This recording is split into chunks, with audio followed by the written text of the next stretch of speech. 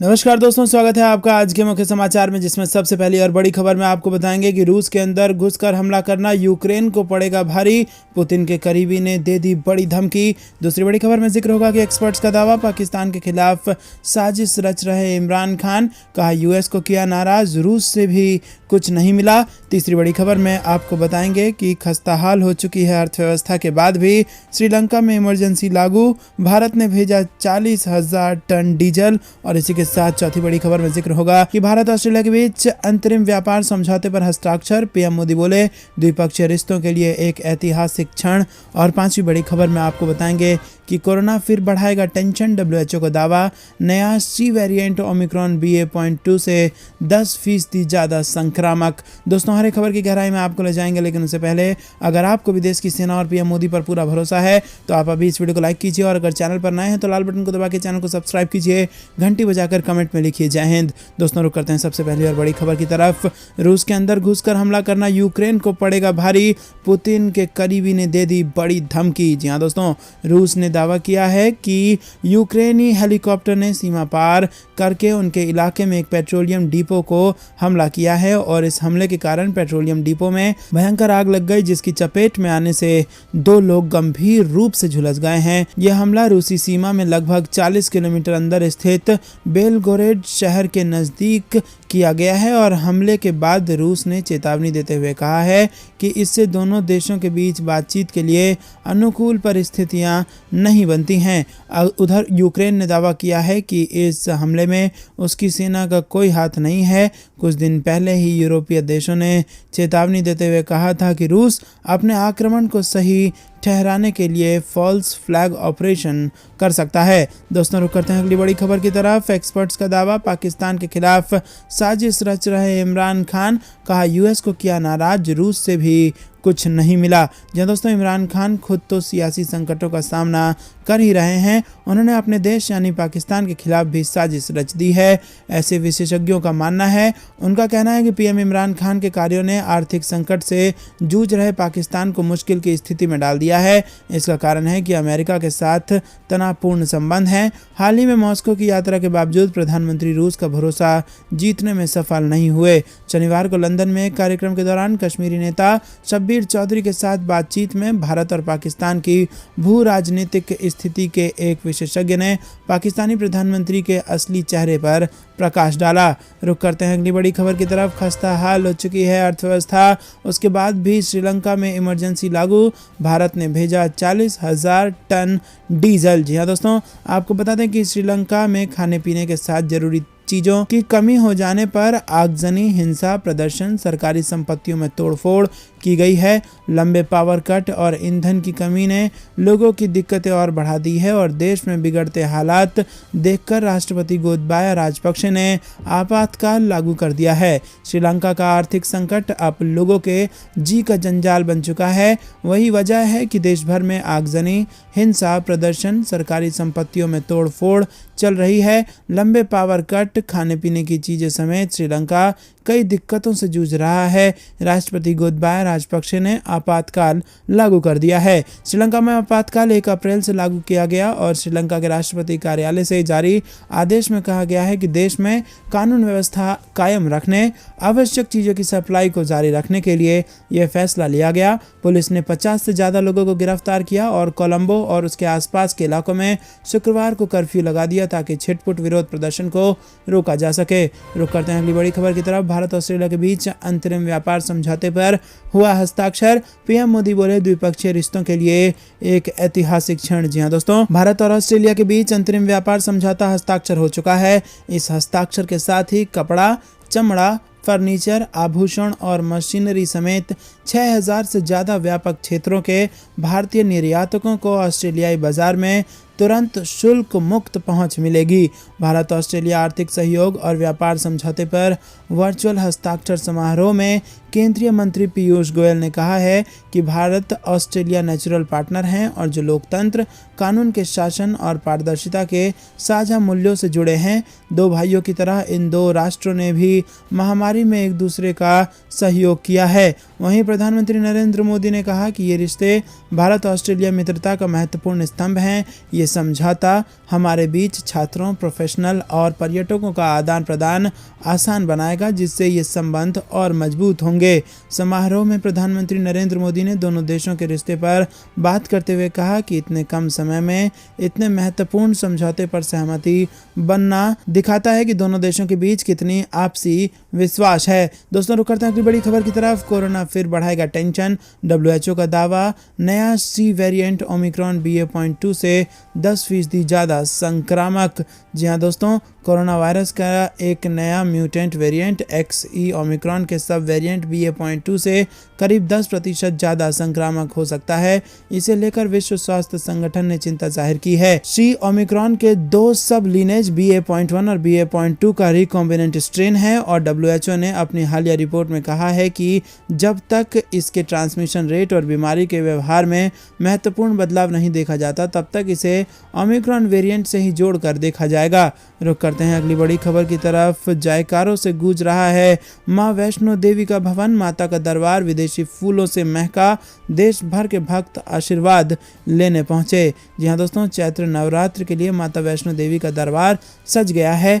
पूरे भवन परिसर विदेशी फूलों से महक रहा है और रात के समय बिजली की रंग बिरंगी झालरें अलग ही छटा बिखेर रही हैं। पहले नवरात्र पर दरबार में शीश नवाने के लिए वीरवार शाम 7 बजे तक 20,000 श्रद्धालु दर्शन ड्योही पार कर चुके थे। दोस्तों, रुक करते हैं अगली बड़ी खबर की तरफ। सिद्धार्थनगर से बड़ी खबर आ रही है। यूपी CM योगी आदित्यनाथ ने संचारी रोग नियंत्रण पखवाड़ा का किया शुभारंभ। बोले, जनता स्वस्थ रहेगी तभी प्रदेश आगे बढ़ेगा। जी हाँ दोस्तों, मुख्यमंत्री योगी आदित्यनाथ शनिवार को सिद्धार्थनगर जिले में विशेष संचारी रोग नियंत्रण पखवाड़ा का शुभारंभ उन्होंने किया और दूसरी बार मुख्यमंत्री बनने के बाद वो सबसे पहले सिद्धार्थनगर में आए और इस कारण जनता और भाजपा कार्यकर्ताओं में बहुत उत्साह दिखा। मुख्यमंत्री योगी ने कहा कि प्रदेश की जनता अगर स्वस्थ रहेगी तभी प्रदेश आगे बढ़ेगा और कहा कि कोई भी ग्रामीण सरकारी योजनाओं से वंचित नहीं रहेगा, उसे अप्रैल महीने में 3 बार सरकारी राशन मिलेगा। उन्होंने कहा कि गरीबों को योजनाओं का लाभ देना सरकार का काम है, सरकार इसमें पीछे नहीं है। सरकार हर गरीब को आवास आदि योजनाओं का लाभ दे रही है। विपक्ष के लोग सरकार को बदनाम करने की साजिश कर रहे हैं। दोस्तों, रुक करते हैं अगली बड़ी खबर की तरफ, जो कि फिर से यूपी से है। यूपी में सपा के कद्दावर नेता को एक और झटका। आजम खान से संपत्ति वापस लेकर शाही परिवार को लौटाई। जी हाँ दोस्तों, आपको बता दें, उत्तर प्रदेश सेंट्रल शिया वक्फ बोर्ड ने समाजवादी पार्टी के वरिष्ठ नेता आजम खान को एक और झटका दिया है। जानकारी के मुताबिक बोर्ड ने रामपुर में सपा के कद्दावर नेता आजम खान के कब्जे से शाही परिवार की वक्फ संपत्ति को छुड़ाकर उस परिवार को वापस कर दिया। बोर्ड के चेयरमैन अली जैदी की अध्यक्षता में हुई बैठक में अन्य फैसलों के तहत मौलाना कल्बे जव्वाद को लखनऊ की दरियावाली मस्जिद का मुतव्वली बनाया गया है और आगरा स्थित मजार शहीद सालिस में भ्रष्टाचार के आरोपों के साबित होने के बाद वहां की प्रबंध कमेटी को बर्खास्त कर दिया गया है। दोस्तों, रुक करते हैं अगली बड़ी खबर की तरफ, जो कि मौसम विभाग से जुड़ी आ रही है। गर्मी ने तोड़ा 121 साल का रिकॉर्ड। मार्च में सबसे ज्यादा रहा तापमान। लू पर मौसम विभाग ने किया अलर्ट। जी हाँ दोस्तों, देश भर में होली के पहले से ही इस बार तापमान बढ़ने के साथ गर्मी ने अपना रंग दिखाना शुरू कर दिया था। साथ ही मध्य मार्च से राजस्थान, गुजरात एवं मध्य प्रदेश समेत भारत के कई राज्यों में गर्म हवाएं यानी लू चल रही हैं। मौसम विभाग ने जानकारी दी है कि देश में इस साल तापमान में बढ़ोतरी ने गर्मी का 121 साल का रिकॉर्ड तोड़ दिया है। वहीं आपको बता दें दोस्तों कि IMD के अनुसार भारत ने 121 वर्षों में इस साल औसतन मार्च महीने में अपनी सबसे गर्म दिनों को दर्ज किया है, जिससे देश भर में अधिकतम तापमान सामान्य से 1.86 डिग्री सेल्सियस अधिक रहा। ये रिकॉर्ड तोड़ आंकड़ा उत्तर पश्चिम और मध्य भारत में अधिकतम तापमान में बड़े अंतर से प्रेरित था। मौसम विभाग के मुताबिक भारत में इस साल औसतन मार्च महीने में अपने सबसे गर्म दिनों को दर्ज किया है। आंकड़ों के मुताबिक 1901 के बाद से मार्च महीना सबसे गर्म रिकॉर्ड है और मार्च 2022 में देश का औसतन अधिकतम तापमान 33.01 डिग्री सेल्सियस दर्ज कर चुका है। दोस्तों, रुक करते हैं अगली बड़ी खबर की तरफ। यूक्रेन ने रूस पर कर दी एयर स्ट्राइक। ऑयल डिपो पर रॉकेट से हमला। दूसरे विश्व युद्ध के बाद पहली बार हुआ ऐसा। जी हाँ दोस्तों, यूक्रेन और रूस के बीच जंग थमने की बजाय अब और तेज होती दिख रही है। रूस ने यूक्रेन पर आरोप लगाया है कि उसके देश में घुसकर हमला किया है यूक्रेन ने। जी हाँ दोस्तों, आपको बता दें कि रूस का आरोप है कि यूक्रेन ने उसकी सीमा के 25 मील अंदर तक आकर तेल डिपो पर अटैक किया गया है। रूस का ये दावा ऐसे समय में आया है जब एक्सपर्ट्स ने कुछ दिन पहले ही कहा था कि वो खुद अपने इलाकों पर और कुछ अटैक दिखावे के लिए करा सकता है और यूक्रेन पर आरोप मढ़ सकता है। रूसी अधिकारी ने कहा कि यूक्रेन के 2 सैन्य हेलीकॉप्टरों के जरिए यह अटैक किया गया है। रूस ने कहा कि उसके शहर में 2 यूक्रेनी हेलीकॉप्टर घुस आए और उन्होंने रॉकेट के जरिए अटैक किया। रुक करते हैं अगली बड़ी खबर की तरफ। पीएम मोदी ने तुरंत युद्ध विराम की बात दोहराई। रूसी विदेश मंत्री से मुलाकात पर पीएमओ का बड़ा बयान। जी हां दोस्तों, दरअसल दोस्तों भारत के 2 दिवसीय दौरे पर गुरुवार को दिल्ली पहुंचे रूस के विदेश मंत्री सर्गेई लाव्रोव ने शुक्रवार को भारत के प्रधानमंत्री नरेंद्र मोदी से मुलाकात की है। पीएमओ के मुताबिक मुलाकात के दौरान रूस के विदेश मंत्री लाव्रोव ने पीएम नरेंद्र मोदी को यूक्रेन की स्थिति के बारे में जानकारी दी, जिसमें चल रही शांति वार्ता भी शामिल है। प्रधानमंत्री नरेंद्र मोदी ने हिंसा की शीघ्र समाप्ति के लिए अपने आह्वान को दोहराया और शांति प्रयासों में किसी भी तरह से योगदान करने के लिए भारत की तत्परता से अवगत कराया। वहीं आपको बता दें कि पीएमओ के मुताबिक रूसी विदेश मंत्री ने दिसंबर 2021 में आयोजित भारत रूस द्विपक्षीय शिखर सम्मेलन के दौरान लिए गए निर्णयों की प्रगति पर प्रधानमंत्री को भी अपडेट किया। आपको बता दें दोस्तों कि इससे पहले लाव्रोव ने भारत के विदेश मंत्री एस जयशंकर से मुलाकात की थी। दोनों नेताओं के बीच बातचीत के दौरान कई अहम मुद्दों पर चर्चा हुई। रुक करते हैं अगली बड़ी खबर की तरफ। अमेरिकी दबाव में नहीं झुकेगा भारत, सस्ते दाम पर रूस से और खरीदेगा तेल। जी हां दोस्तों, रूस यूक्रेन युद्ध के बीच अमेरिका से मिल रही चेतावनी को नजरअंदाज करते हुए वित्त मंत्री निर्मला सीतारमण ने कहा कि भारत रूस से और भी कच्चा तेल खरीदेगा। वित्त मंत्री ने कहा कि मॉस्को से और तेल खरीदने की प्रक्रिया शुरू की जा चुकी है। रूस से तेल की खरीद को लेकर पूछे गए सवाल के जवाब में वित्त मंत्री ने कहा कि जब हमें डिस्काउंट रेट पर तेल मिल रहा है तो क्यों नहीं खरीदें। उन्होंने कहा कि मैं राष्ट्र हित और उसकी ज़रूरतों को तरजीह देती हूं। हमने मॉस्को से तेल खरीदना शुरू कर दिया है। अगर हमें कच्चा तेल कम दाम पर ऑफर किया जाएगा तो हम क्यों नहीं खरीदेंगे, जिससे हमारे देश की जनता को फायदा हो। जहाँ दोस्तों गौरतलब है कि यूक्रेन के खिलाफ जंग छेड़ने वाले रूस पर अमेरिका कई आर्थिक प्रतिबंध लगा चुका है। अमेरिका के डर से दुनिया के कई देश रूस से अपना व्यापार बंद कर चुके हैं और यही वजह है कि करीब 40 दिन से युद्ध लड़ रहे रूस को चारों तरफ से आर्थिक संकट का सामना करना पड़ रहा है। रुक करते हैं अगली बड़ी खबर की तरफ। इमरान खान को अब आचार संहिता उल्लंघन का नोटिस, चुनाव आयोग ने 10 दिन में मांगा जवाब। जी दोस्तों, पाकिस्तान के चुनाव आयोग ने शुक्रवार को प्रधानमंत्री इमरान खान द्वारा आचार संहिता के कथित उल्लंघन के मामले में नोटिस जारी कर दिया है। आयोग ने उनसे 10 दिन में जवाब मांगा है और इस मामले में जैसे ही ईसीपी बेंच ने सुनवाई शुरू की, उन्हें बताया गया कि पीएम इमरान खान के वकील व्यस्त हैं और नोटिस का जवाब देने के लिए उन्हें समय दिया जाए।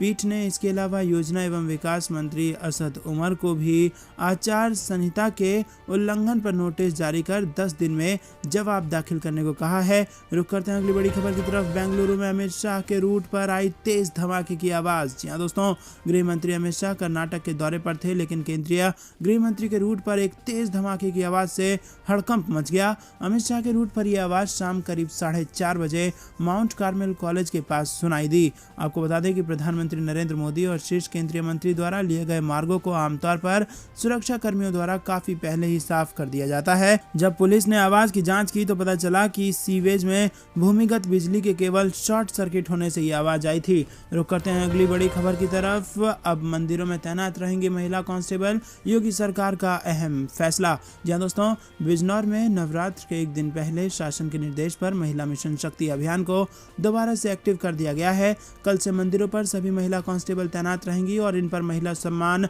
सुरक्षा की पूरी जिम्मेदारी रहेगी।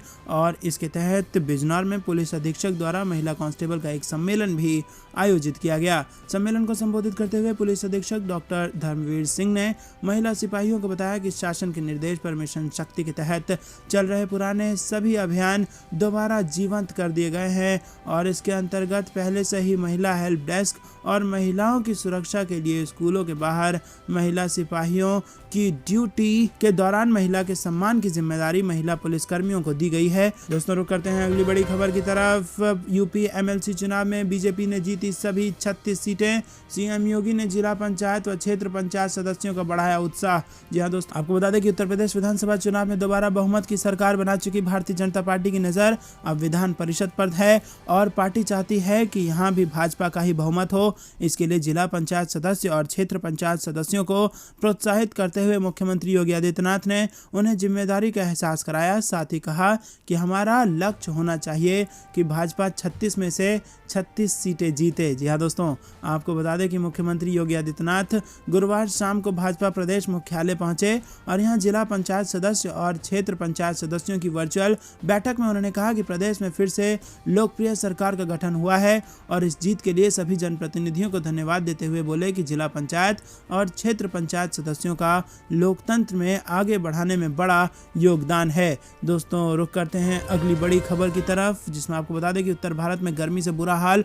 मध्य प्रदेश के 4 शहरों में पारा 43 के पार। दिल्ली में चल सकती है भीषण लू। जी हाँ दोस्तों, पूरे देश में खासकर उत्तर भारत में आसमान से आग बरस रही है। अप्रैल की शुरुआत में ही मई जून जैसी गर्मी उत्तर भारत के अधिकांश हिस्सों में पड़ रही है और देश की राजधानी दिल्ली में गर्मी से बुरा हाल है। वहीं मध्य प्रदेश में भी गर्मी सितम बढ़ा रही है और यहाँ के 4 शहरों का तापमान 43 डिग्री के पार जा चुका है, जबकि प्रदेश के 14 अन्य जिलों में लू की स्थिति बनी हुई है।